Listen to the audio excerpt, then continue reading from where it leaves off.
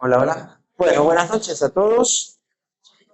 Vamos a comenzar esta segunda charla de este ciclo de tres. Tenemos la gracia en la diócesis de tener tres doctores en teología, sacerdotes que han reflexionado, que logran unir la teología con la pastoral, con el corazón. Lo decíamos el otro día con el padre Gerardo. Hizo esta primera charla que era la esperanza en la escritura, esperando contra toda esperanza. Bueno, hoy damos el segundo paso, le agradecemos a Ale Bertolini, creo que todos lo conocen. La parte académica de tu presentación, si querés, hacela vos. Pero bueno, con mucha generosidad viene a compartir también este espacio, más centrado en Cristo, en la espiritualidad. Bueno, ¿cómo era el título, Ale? Lo inquietante. Está por ahí. ¿O no? ¿Qué pasó? Dale. Ahí Ahí está. está. El que viene, Me fundamentos de la habían hackeado, esperanza me habían que hackeado. inquieta. Así que ya es atractivo el título. Así que le agradecemos mucho y bueno, le doy la palabra. Muchas gracias, Ale. Gracias, Hernán, gracias, Martín, a ustedes por el interés. El que viene es un título que es difícil, eh, que dice mucho y que a la vez es difícil de decirlo en español, porque el que lo pensó en otro idioma y nosotros tendremos que decir Jesús el veniente. No es raro, porque en español no usamos así, así que ponemos el que viene, que es el fundamento de la esperanza, que es totalmente, la cristiana está totalmente centrada en una persona, en él, y tiene un efecto profundo, que no es el de calmarnos o anestesiarnos, sino el de motivarnos y provocarnos. De ahí que me parecía que detrás de esta introducción o de este título podríamos dar algunas pinceladas para una espiritualidad de la esperanza que está muy conectada con la escritura y con la vida.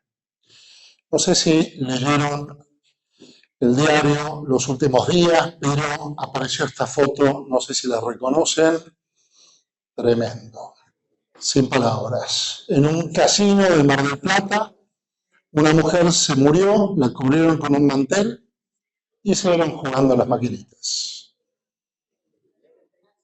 Te hiela la sangre pensar, como uno podría pensar, los adictos al juego, bueno, no son dueños de sí, pero ¿qué pasa con los que dirigen ese negocio? Me espanto. La vida tiene de estas cositas. Hoy a la mañana apareció otra nota. Un muchacho alemán que era neonazi se convirtió al Islam y después fue y liquidó a todos sus ex compañeros nazis, neonazis, para evitar crímenes de odio. Y así dijo, estamos ante muestras de una humanidad que se deshilacha y que se está desfigurando y que podría impedirnos hablar de la esperanza. ¿Qué esperanza podemos tener si alguien se muere al lado tuyo y perdés el sentido sagrado de la vida o el momento complicado y seguís apostando a la máquina? Para muestras basta un botón. Pero veremos que la esperanza y la desesperación en el fondo están profundamente conectadas. Es más, dirá Martin Luther King, la esperanza está tallada en la desesperación. Si no hacemos experiencia del límite exasperante que nos deja sin aire, es muy difícil después entender la fuerza y la belleza de qué es lo que se nos promete. Si no probamos la escasez o la angustia de la incomunicación, es muy difícil soñar una cosa distinta. No sé si vieron esta película que ya tiene unos 20 años casi, Bajo el sol de la Toscana, una escritora estadounidense descubre que su marido la engaña, se divorcia y con lo que le toca hace un viaje a Italia y en una decisión apurada compra una casa en la Toscana y empieza a construir una vida totalmente inesperada y ahí se encuentra con un agente inmobiliario que cuando la descubre desanimada ante una casa que le parece absurda, me compró una casa, tiene 3 habitaciones, una villa en la Toscana, no conozco a nadie acá, el hombre usa una imagen que es real. Dice, en los Alpes, en un pueblo llamado Severin, mucho tiempo antes de que el tren pudiera pasar por allí, construyeron los pobladores, construyeron un puente y construyeron las vías. No tenían la certeza de si el tren iba a pasar o no, pero estaban tan aislados que la única manera de esperar activamente que llegara el progreso era construir el puente, allanar las pendientes y poner los durmientes y las vías. Después llegó. Pero esa escena, que prácticamente tenía el videíto, pero bueno, es esto mismo que les cuento, eso está profundamente conectado con la esperanza, construir un puente, construir las vías sin tener la certeza de que va a venir el tren, es adaptar el presente a un futuro que se sueña.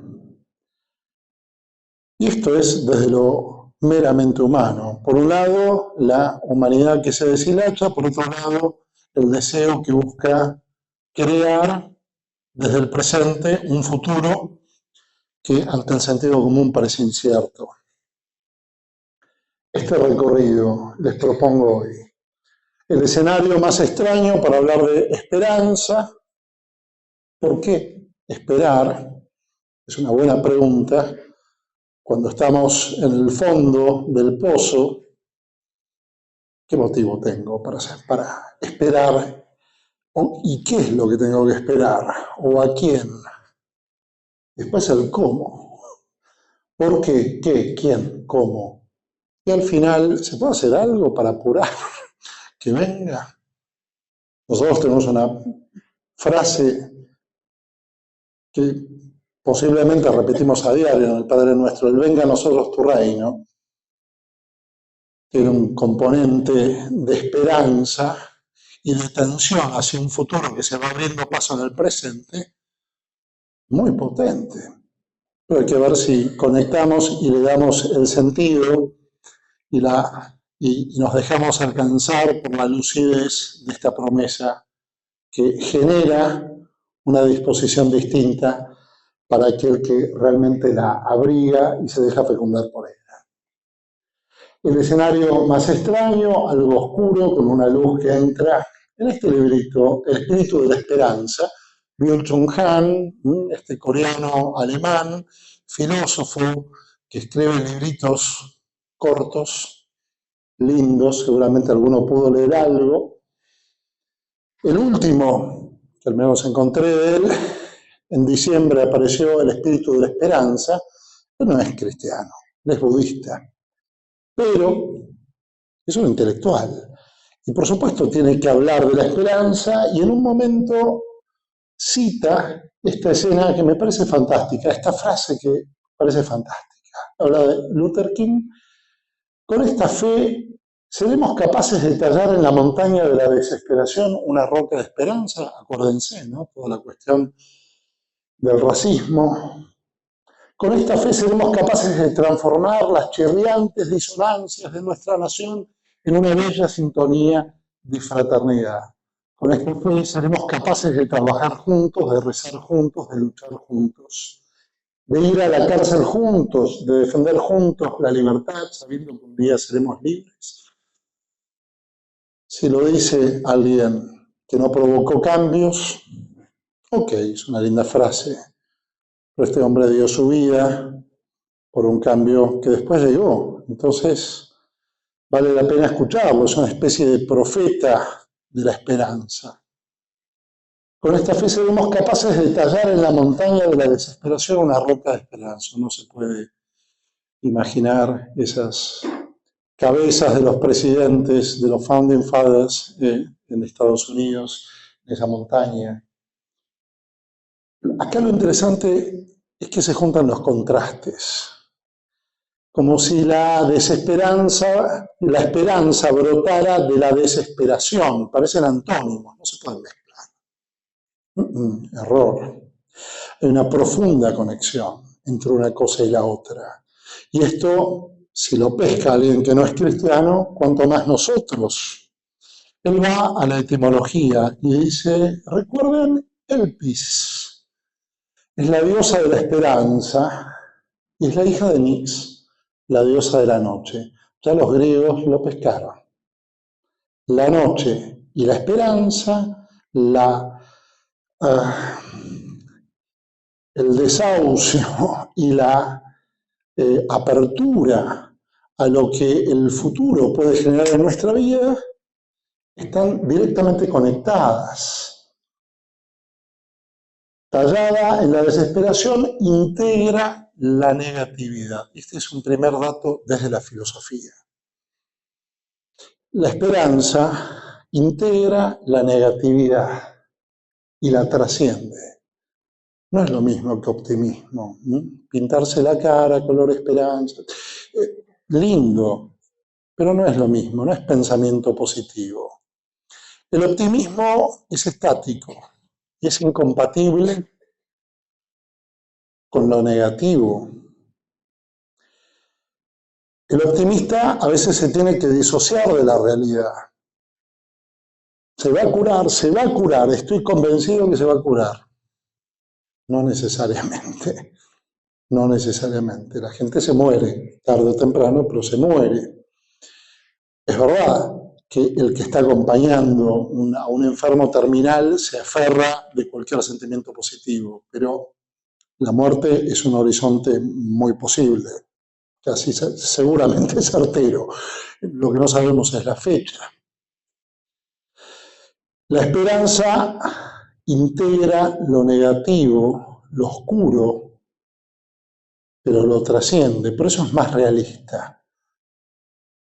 Por eso permite dialogar con la limitación, con la escasez, con la crisis, con la devastación.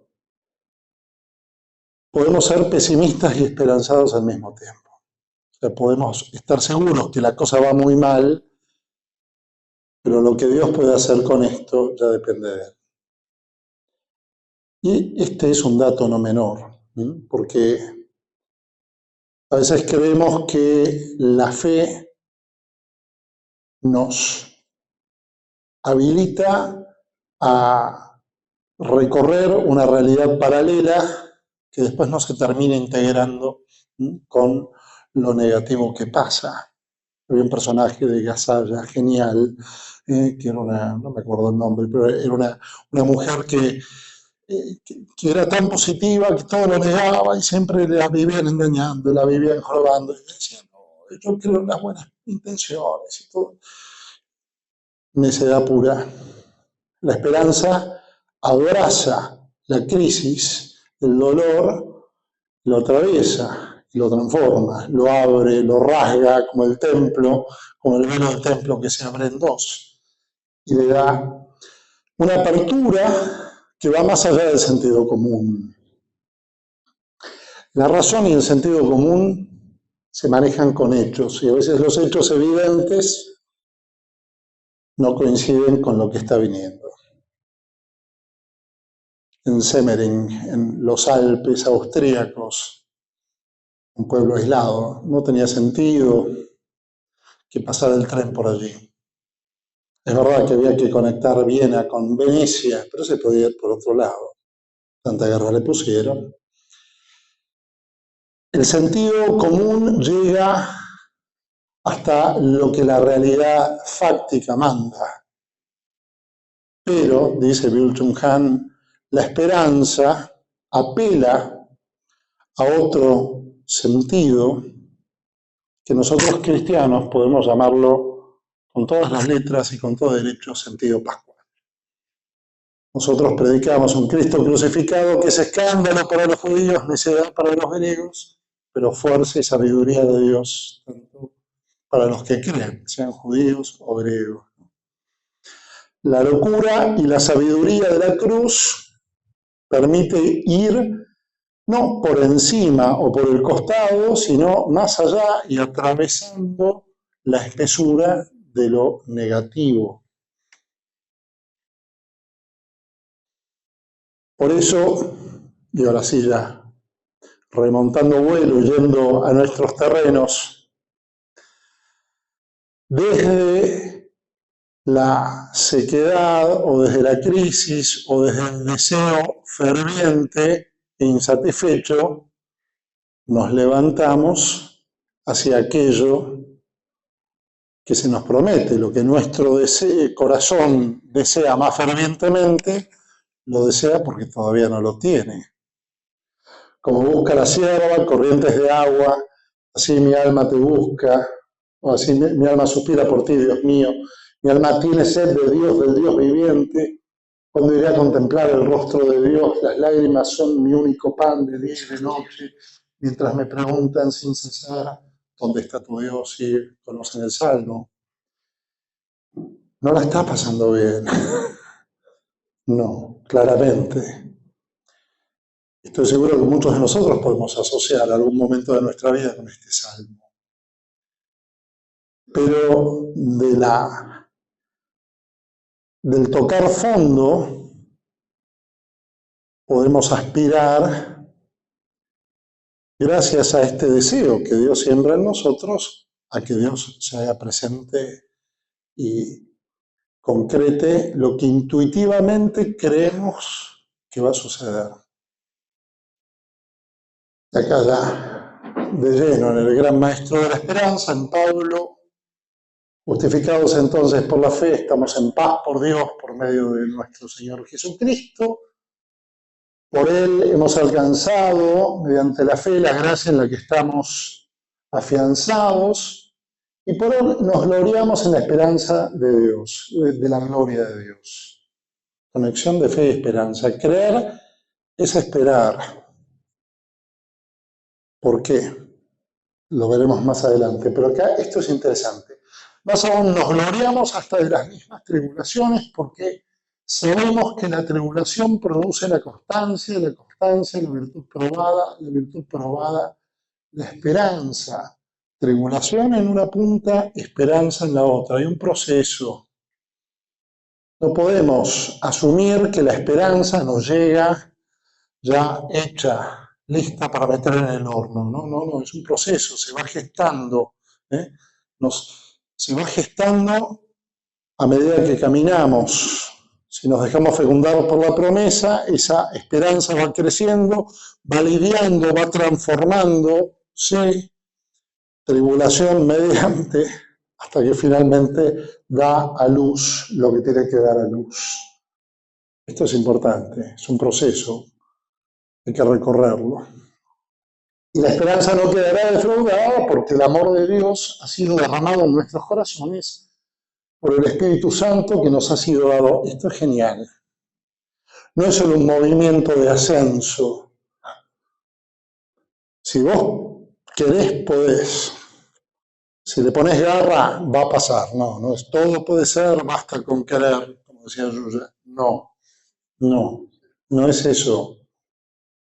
No es eso. El único motivo que tenemos para esperar es que Dios se nos dio por anticipado. Y acá venimos entonces a la segunda pregunta. ¿Por qué esperar? El Cristo de Dalí, ¿sí? El Cristo de Juan de la Cruz, que tiene una característica especial y es la perspectiva. No es el Jesús como habitualmente lo vemos desde abajo o de enfrente, sino que tiene la perspectiva de Dios Padre. La única manera de entender el porqué de la esperanza es cambiando el ángulo. es cambiando el foco, no desde abajo, desde arriba. ¿Por qué? Porque si volvemos a la primera foto que les mostré, ¿por qué hay que esperar? ¿Alguien me dice algo? Si llegamos a esto, ¿por qué tenemos que esperar? Y la respuesta es desde arriba. Porque el que espera en nosotros es Dios. Y esto es muy original. ¿Cómo que Dios espera en nosotros? Dios tiene su esperanza puesta en nosotros y es esa esperanza y ese amor que tiene en nosotros lo que nos habilita a esperar de Él. Piensen en sus hijos. ¿Por qué sus hijos pueden tener esperanza? Por muchas razones objetivas, pero si están en un momento negro de esos que les agarran en la adolescencia, ¿por qué pueden salir de ese periodo negro? Porque ustedes ven y esperan de Él lo que ellos mismos no ven ni esperan. Hay un amor que desde afuera crea la misma realidad que necesita ser abrazada para salir hacia adelante. Hay un texto fantástico en Sofonías 3. Dice, Dios se alegra por ti, lanza gritos de alegría por ti como en los días de fiesta. Alégrate, Jerusalén, porque Dios se alegra por ti y lanza gritos de alegría por ti como en los días de fiesta. Hay un giro, ¿cómo es que Dios se va a alegrar por mí?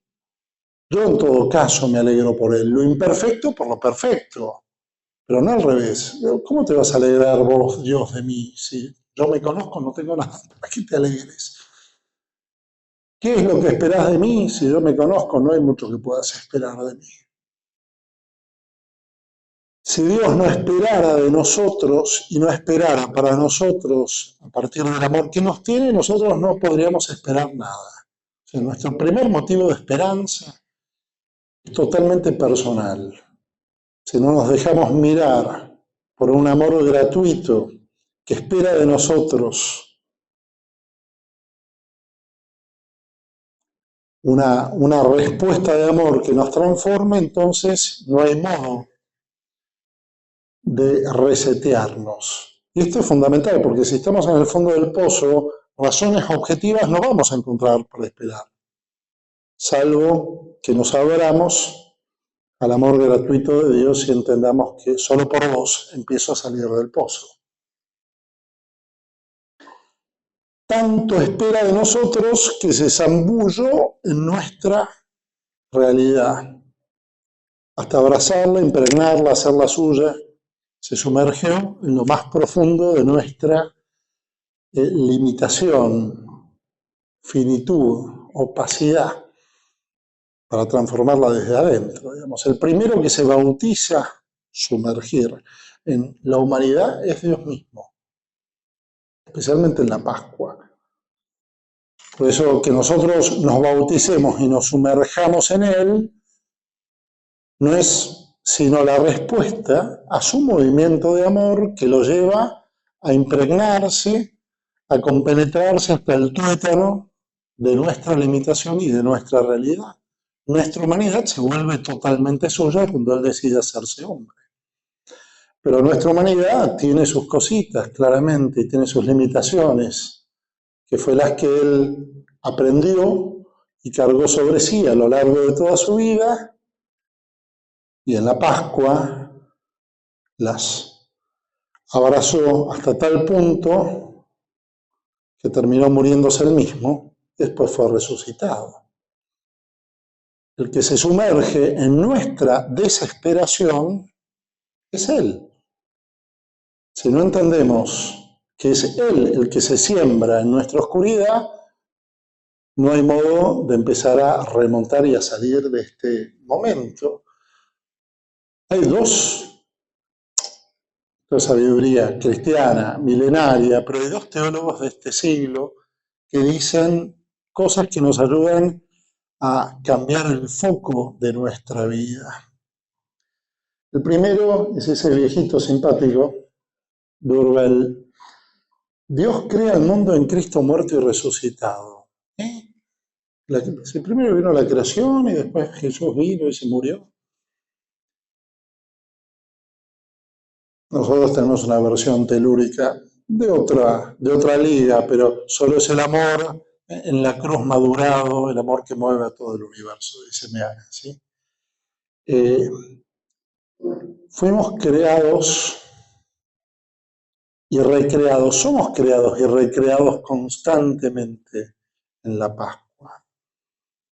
Es como una dimensión subterránea en la que echamos raíces, pero la Pascua es el lugar donde nuestra vida se transforma una y otra vez. Y si hay algo que intuyó de la verdad Byul-Chul Han, el coreano budista que habla en alemán y publica en todos los idiomas, es este reflejo impresionante de la Pascua. Nosotros podemos resurgir y transformarnos y superar cualquier límite porque Jesús resucitó y porque en realidad, dice el himno a Colosenses, y aquí hay que abrir la cabeza, todo fue creado por Él y para Él, y todo tiene en Él su subsistencia, su punto de apoyo. Nuestro lugar de arraigo más profundo es la Pascua. En la Lucila, que es de donde soy párroco, nuestra pila bautismal es un mortero. Es un mortero real, de piedra, de esos donde se muele el... Está todo, es fantástico el simbolismo, ¿sí? Tenemos en nuestros genes espirituales la Pascua y tenemos la capacidad de transitar, Pascua quiere decir paso, recuerden, Pesaj, paso, en inglés Passover, superación, quiebre de un límite. Hay que ver de dónde abrevamos nuestra espiritualidad. Si creemos que son algunos tips para vivir equilibrados, es una cosa. Ahora, si abrevamos del amor pascual, entonces ahí tenemos un concentrado de amor y de sabiduría que es capaz de abrirse paso en los mares rojos de nuestra vida para llegar al otro lado. Que nosotros hayamos sido creados en Cristo muerto y resucitado es una frase que nos queda grande por todos lados, pero que es fascinante pensarla. ¿Por qué? Porque los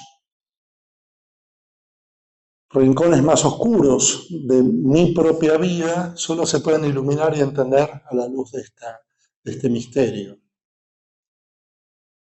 Nací en la Pascua y soy para la Pascua, y voy a terminar de entender lo que Dios me ofrece en este misterio de amor que se entrega y que revive. Otra frase misteriosa, pero que es deslumbrante, que si no la entienden va perfecto porque nos queda grande. El de abajo es alemán, más serio, más secote, pero Wolfgang Pannenberg. Dios nos crea desde el futuro. ¿Cómo es eso? Dios nos crea desde el futuro porque en realidad la plenitud de todo hay que pensarlo al final y no al comienzo. Dios nos crea para la vida, Dios nos crea para salvarnos.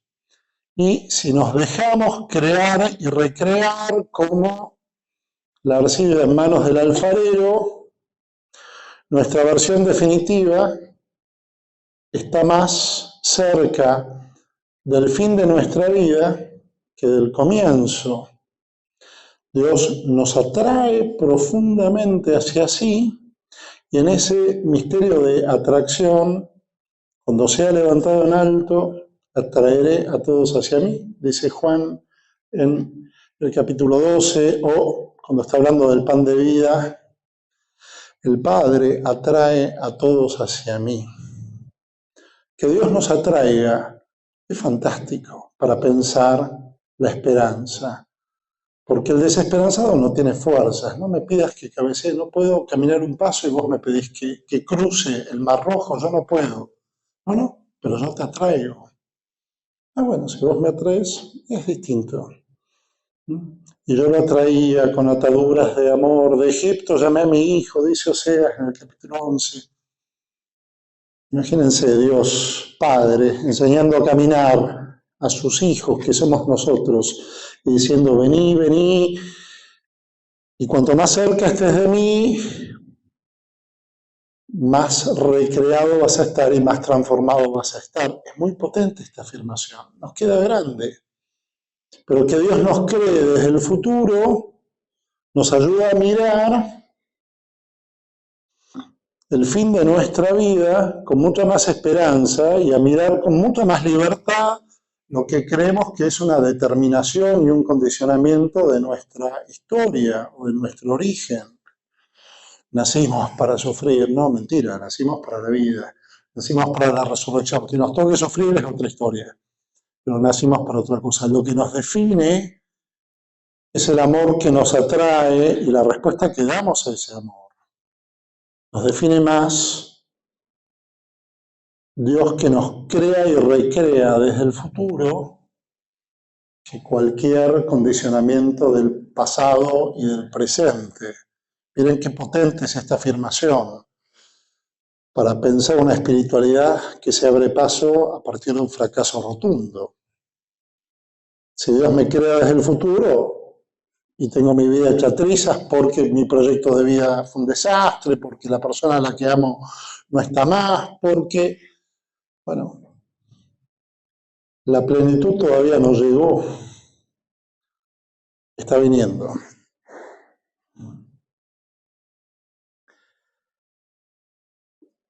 ¿Y por qué esperar? Porque básicamente Dios se promete a sí mismo. Cada vez que Él aparece, promete. Quizás no hayamos pescado esto, pero la fe, ¿quién es el padre de la fe? Abraham, que tenía ahí su vidita más o menos acomodada, era un terrateniente en Ur de los caldeos, pero estaba viejo y no tenía hijos. Y viene Dios y le ofrece, se toca, mete el dedo en la llaga, le dice, vení, si vos venís, yo te voy a dar una tierra prometida y una descendencia numerosa. Y así empieza nuestra fe. Y termina en el Apocalipsis. La esposa y el espíritu dicen ven. Quiere decir que está volviendo. La promesa, no es la serie española, la promesa atraviesa todo el Antiguo y el Nuevo Testamento. Es uno de sus hilos conductores. Cada vez que Dios aparece, promete y se promete a sí mismo. Toda la revelación es promesa cumplida y cumpliéndose. Y un ejemplo clarísimo es 1 Corintios 13, en el puesto número 1 del ranking de lecturas de los casamientos. ¿Sí? El amor es compasivo, servicial, todo lo perdona, todo lo cree, todo lo espera, todo lo soporta. El amor no pasará jamás. ¿Quién ama así? Posible, eso no es una descripción del amor humano. Imposible. Me acuerdo, un amigo nos invitó a la fiesta de casamiento de su hermana a todo trapo. El sombrero del cotillón duró más que el matrimonio de... Escuchamos, todos conocemos, o sea, el amor no, y leyeron esta lectura, el amor no pasará jamás. Y esa gran lectura que se escucha como inspiradora, como modelo, no puede ser una lista de requisitos del amor para casarse. El amor todo lo cree, todo lo espera y todo lo soporta. O sea, ¿quién todo lo soporta? O sea, nadie podrá casarse entonces.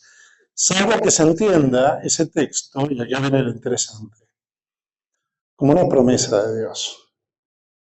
Si ustedes aceptan la gracia, si ustedes se dejan compenetrar por el Espíritu, si ustedes usan de las reservas de amor que por mi propia vida en ustedes yo les inyecto y les transfundo, bueno, van a poder amar cada vez mejor y quizás al fin de sus vidas su amor se parezca a este. ¿Ven el potencial que tiene entender la revelación como promesa? Es fantástico. Ya no es como exigencia, sino como promesa. Y hay un autor, no sé qué tan exacto será, porque no soy biblista, pero me encanta creerle. Dice, lo más normal sería expresar los mandamientos en imperativo, ¿no?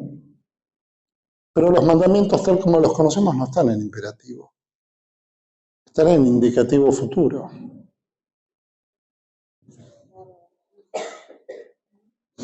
Una vez que hagas experiencia de mi amor y de mi gracia, amarás a Dios sobre todas las cosas, no desearás a la mujer de tu prójimo, no robarás, no. Todo cambia. Si es un indicativo futuro, es una, por supuesto, es un mandamiento, hay que cumplirlo, digamos, no vamos a decir que no es. Pero los modos verbales a veces dicen mucho. Mirar la revelación como promesa es mirarla como don y como fruto de un proceso. Cambia mucho. ¿Qué esperar? ¿A quién esperar? Vivir en Adviento. Si cada día es Navidad, si cada día nace Dios, nace la paz en el corazón. Vivir en Adviento supone vivir abierto, vivir sintonizando con la expectativa de una plenitud que está viniendo pero que todavía no llegó del todo. ¿Qué esperar? Mejor a quién esperar. Dice Pablo en la carta a Tito, aguardamos la feliz esperanza y la manifestación gloriosa de nuestro gran Dios y Salvador Cristo Jesús. Lo entendió Pablo desde el primer momento. Después se fue estirando la segunda venida, pero igual vale para nosotros. Lo que esperamos es que venga Él. No esperamos ser mejores, más lindos, que se me hidraten las arrugas, que mejore mi temperamento, no, que venga Él. Tenemos a veces una mirada demasiado esteticista, demasiado autorreferenciada de nuestra espiritualidad. No hay que buscar los consuelos de Dios, sino al Dios de los consuelos, decía Teresa. No busco la gloria, sino abrazar al glorificado, decía Machado. Ese cambio, ese giro, lo dan los que saben que cuando viene Jesús, todo lo otro se acomoda y se acomoda fácil. Es curioso porque seguimos y anhelamos que venga aquel quien vive ya en nosotros, pero no del todo. Es decir, estamos en proceso. ¿Qué le decimos a los chicos? Dios está en tu corazón, Jesús está en mi corazón y en el corazón del otro, Dios está aquí, qué hermoso es. Está, pero no del todo. Si solo seguimos a un personaje histórico, nos quedamos cortos, porque Jesús es mucho más que un personaje histórico, por más deslumbrante que sea. Los personajes históricos pueden inspirar, pero no se inyectan en nuestra vida y empiezan a vivir en nosotros prometiendo un regreso personal. Dios ya vive en nosotros, pero no del todo. De aquí que la esperanza, y esto hay que anotarlo, es incómoda. ¿Por qué? Porque hay que vivir en tensión, hay que vivir en lo provisorio. Es incómoda porque esto es por un ratito, lo definitivo viene después. Los que son cómodos son o los pesimistas crónicos que prefieren quedarse encerrados para no cambiar, o los positivos ingenuos que creen que ya llegaron y no se dan cuenta de la plenitud que todavía no no se desplegó del todo. Me acuerdo una vez discutiendo con uno, no, Jesús ya nos salvó del reino, ya vino. ¿En serio? ¿Ya vino? Mirá, lee el diario, no vino del todo, está viniendo. ¿No vino del todo? ¿Del todo? No, seguro que no. Entender que estamos en proceso es fundamental. Esta cita es tremenda, contundente. Sabemos que la creación entera, hasta el presente, gime y sufre dolores de parto. Y no solo ella, también nosotros que poseemos las primicias del Espíritu, gemimos interiormente anhelando que se realice la redención de nuestro cuerpo, porque solamente en la esperanza estamos salvados. Vivimos pariendo una realidad que está viniendo, que sabemos que está dentro, pero todavía no podemos verle la cara. No lo digo por experiencia, pero ustedes, las mujeres, las que son madres, podrán perfectamente entender esta metáfora deslumbrante de Pablo. Que nuestra vida sea un parto supone que primero fuimos fecundados por una realidad que es ajena a nuestra propia vida, que esa vida empezó a gestarse en nosotros y que dar la luz supone un dolor tremendamente pascual, pero que queda opacado a la luz de la alegría que nos sorprende al final del camino. ¿Digo mal? ¿No es eso lo que viven ustedes las madres? Eso. Entender nuestro camino como un parto en proceso ayuda a relativizar los dolores del momento, porque si no se magnifican, se absolutizan. Y esto vale especialmente para todo este discurso nuevo y lindo, certero, pero a veces insuficiente de la sinodalidad.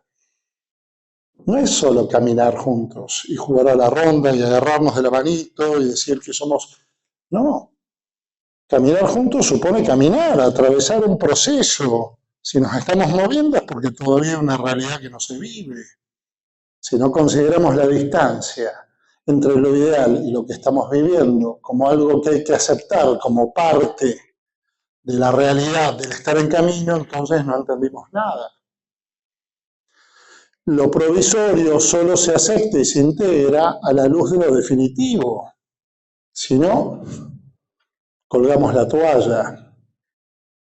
Un ejemplo sonso es cuando estamos de viaje en auto y hay que almorzar. Sacamos sandwichitos o paramos a comer en alguna estación de servicio un sándwich seco y con las puntas para arriba. Pero nadie espera darse un gran banquete, nadie pone una fondue adentro del auto, porque no da. Estamos de camino. En todo caso, comemos mejor cuando llegamos. A veces pataleamos demasiado por las limitaciones del camino porque no las entendemos como provisorias, porque no entendemos que estamos en camino, porque no entendemos que la plenitud verdadera llega al final. Y no es cuestión de sumergirnos y decir en este valle de lágrimas, pero hay algo verdadero. La plenitud completa no es para el momento, pero está viniendo. Si no entendemos eso, no podemos esperar. Ganó lo negativo. Ganó el cinismo de seguir jugando a las maquinitas con un muerto al lado. Ganó el fracaso o el desamor o la corrupción o lo que sea.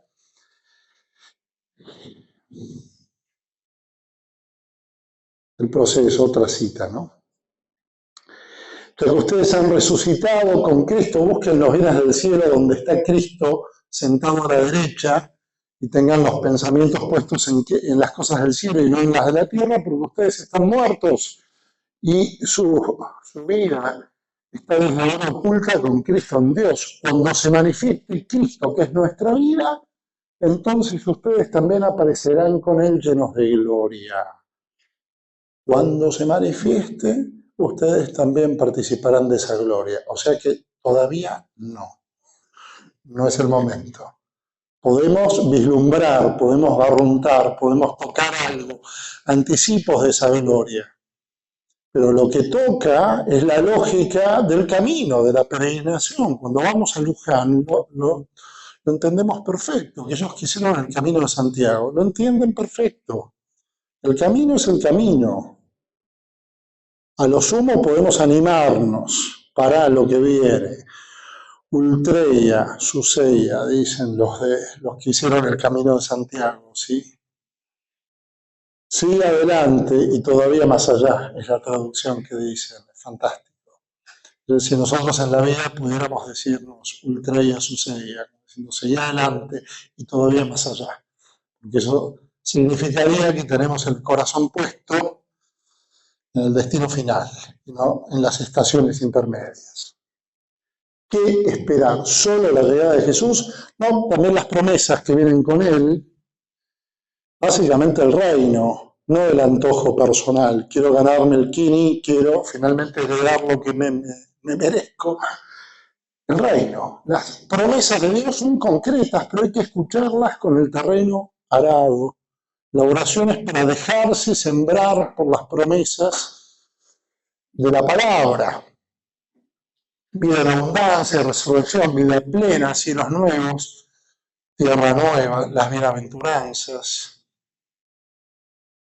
Si no nos dejamos prometer, y acá seguimos el cómo, si no nos dejamos prometer,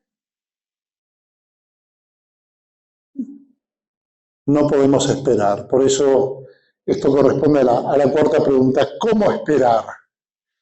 Dejándose prometer.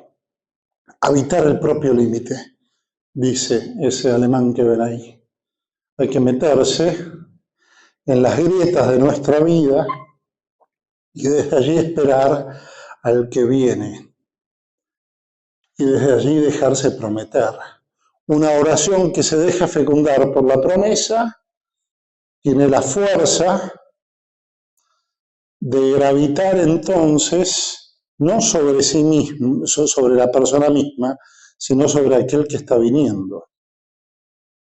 Que vivo sin vivir en mí, que tan alta vida espero que muero porque no muero, decía Teresa. O sea, la primera receta para aprender a esperar es dejarse prometer.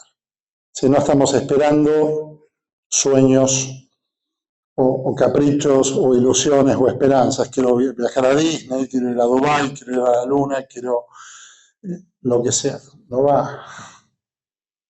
Cuando nos dejamos prometer, nos dejamos fecundar por la verdadera esperanza que ya empieza a germinar en nosotros, pero que todavía necesita de un tiempo y de un proceso.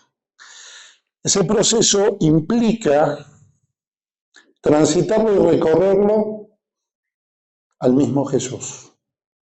¿Cómo es esto? Yo soy la puerta y yo soy el camino. Lo dijo él, ¿eh? La metáfora es rara. Soy el buen pastor y soy la puerta. Pero si sos la puerta es porque hay que atravesarte. Si sos el camino es porque hay que caminarte, ¿o no? Al camino se lo camina, se lo recorre, se lo transita. Y a la puerta se la cruza. No es solo la puerta de las indulgencias plenarias, que también, sino fundamentalmente la idea de entender que Jesús no solo es una persona, sino que también es un camino y es un proceso a recorrer. Transitarlo a Jesús supone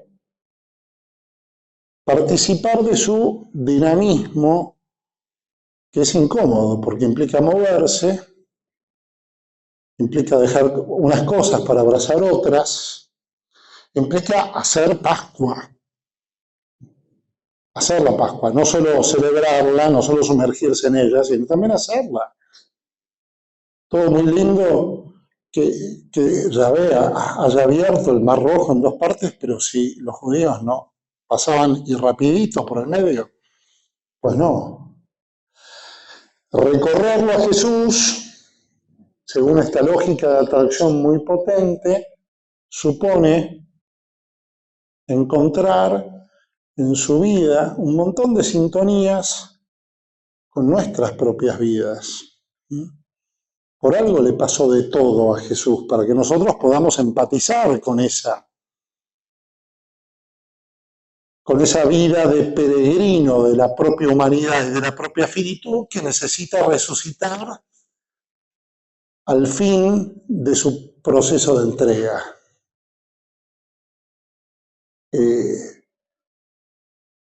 A veces nos desesperanzamos por cómodos, porque no nos movemos o porque no entendemos que hay que recorrer, y que si hoy sintonizo con el Jesús de las bienaventuranzas que anda entre los prados y los lirios del campo, mañana puedo estar sufriendo la humillación pública que Jesús sufrió en su pasión, y puedo estar confundido como Jesús habrá estado en el Getsemaní, o con hartazgo y tedio, como dice Tomás de Aquino, en el medio de la cruz.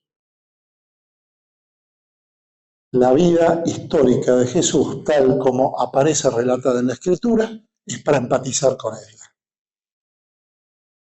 ¿Quién eres tú, mi dulce Señor? ¿Quién eres tú y quién soy yo? Decía otra poesía de una mística del Renacimiento. Es como si fuera un caleidoscopio, que a medida que vamos girándolo van apareciendo nuevas figuras. Bueno, nuestra vida nos va obligando a preguntarle a Jesús una y otra vez: ¿quién sos vos hoy para mí? Si vos sos el pan de vida, yo soy hambre. Si vos sos el Hijo, bueno, yo salgo de mi sentimiento de orfandad y entro en vos. Si me siento medio muerto, bueno, sintonizo con que vos seas la resurrección y la vida. Y si tengo hambre, vos sos el pan de vida. Y así seguimos. Y en esto hay un rol fundamental del Espíritu, claramente, que es el Espíritu de Jesús, que vive en nosotros, pero que nos va desinstalando y dejando que Dios nos aspire hacia sí. Dice Juan de la Cruz que cuando Dios toca el alma, le comunica la capacidad de ser aspirada por Dios y de aspirar ella misma al Dios que la busca. Qué lindo, fantástico. Yo me dejo atraer por vos y a la vez te voy aspirando, te voy ingresando en mí. Todo esto puede sonar muy espiritual, pero ¿y qué pasa con el mundo y la realidad? Ahí está Moltmann, dice: hay que esconderse en las grietas, en las heridas del Cristo crucificado, habitar las crucifixiones, tocar el dolor, para desde ahí anhelar al que viene resucitado. Y por eso el título, no la esperanza que aquieta, todo bien, Pancho, no.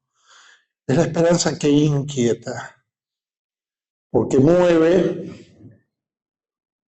no solo a recorrer el proceso, a hacer Pascua en la propia vida, sino fundamentalmente a tomarse en serio no solo el propio dolor, sino el dolor de los demás. Tocar la carne sufriente de Cristo en el pueblo, decía Francisco. ¿Para qué? ¿Por solidarios nomás? ¿Porque estamos aburridos y ya? No. Porque hay una profunda experiencia de Pascua en la comunión con el dolor del otro. Y acá viene la última pregunta: ¿hay algún modo de acelerar la llegada? El venga a nosotros tu reino tiene una lógica muy potente, porque, a ver, está esta canción vieja, muy vieja, pero muy bonita: tú tienes mi reino entre tus manos, trabaja para que yo pueda ser. No, nos dice Dios a nosotros, ustedes tienen mi reino en sus manos. ¿Qué hacen ustedes? Vayan a Galilea y allí me verán. La fuerza expansiva de la resurrección nos lleva a las periferias de la existencia, donde está todavía el dolor latente, el cuerpo sufriente de Cristo en el pueblo.